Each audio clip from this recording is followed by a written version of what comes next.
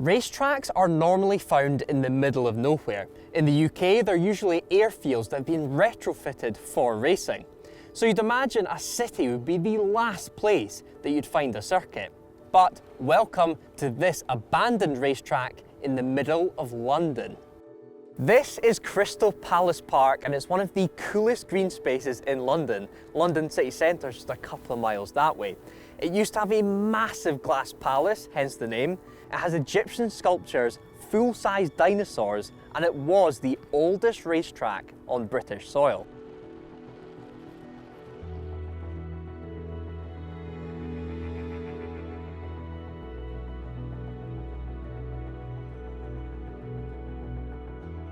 To explore the track, I've decided to mix old with new.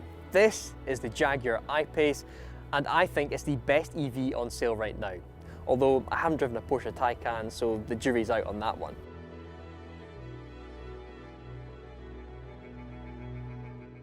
The first track was laid out here in 1899, although it wasn't until 1927 that a surface was put down and it resembled what we would say is a proper racetrack. Improvements were made in 1936, and the first London Grand Prix was held here in 1937. Now, a very important motorsport moment happened here. The first ever televised motor race happened at Crystal Palace. It was taken over by the Ministry of Defence during the Second World War, but then it exploded into its heyday in the 50s and 60s. It hosted F1 and F2 races, bringing in hundreds of thousands of spectators.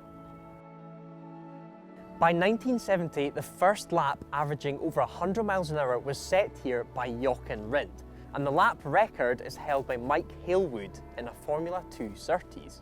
Around the park, there are still some remnants of the track from 50 years ago. There are some bits of Armco still standing, as well as some cracked sections of tarmac that have thankfully been neglected since the racing here stopped.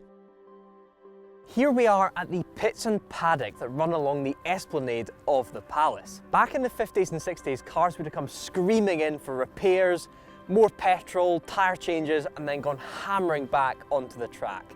With spectators lined right along the terrace, the fuel smell, the engine sound here back in the day would have been absolutely phenomenal.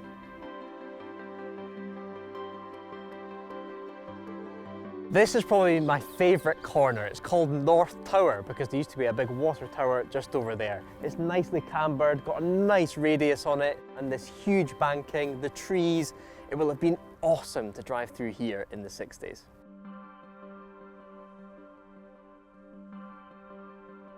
This is the old back straight where the drivers would come round Park Curve and then be flat out all the way down to the right-hander up the hill. Now imagine having a DFV V8 in the back of your car and being flat out down there. What speed would you reach by the time you get to that braking zone? That braking zone would definitely be a bit of an arse clencher. In 2019, this back straight is actually a car park for an athletics track, but there is still some motorsport here. Just over that fence, there's actually an RC track, so at least that's something.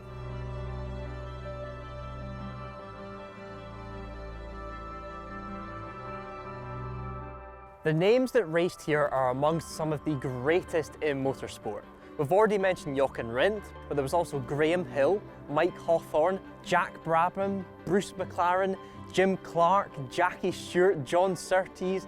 The list of legends is almost endless, and they all raced in this humble, leafy little circuit.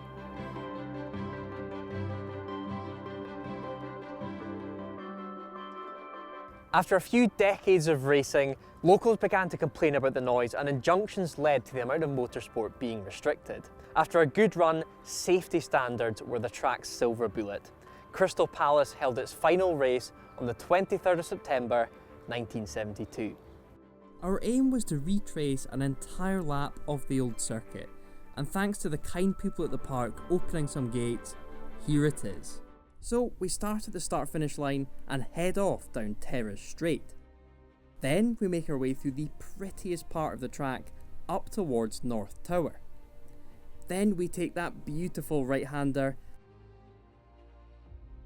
and descend through the trees, a section known as the Glade, which must have been a stunning bit of track to race on. Then we reach Fisherman's before descending down onto Stadium Straight.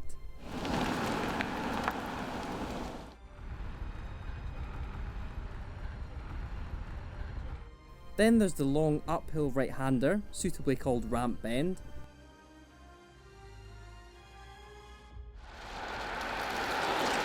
Up through Annerley Ramp, Maxim Rise, past the alley, and then we take the final bend called South Tower to rejoin the start-finish straight and the old paddocks alongside. Driving around here in this Jag, I can't help wanting to set a 2019 lap time. Sadly, we don't have a way of testing that, so we'll have to use our imaginations. All isn't lost, however. Club sprint events still happen here every year, with people turning up with their hill climb machines and Armcos being put up to keep motorsport at the Palace going.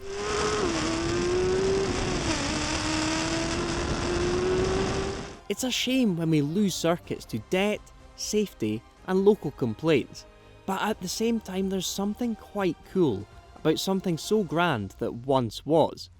And if you can come and visit this place, you'll also be able to imagine the legends that once raced here. Did you guys like this video? Should we explore some more abandoned relics of the car world? Tell us in the comments below.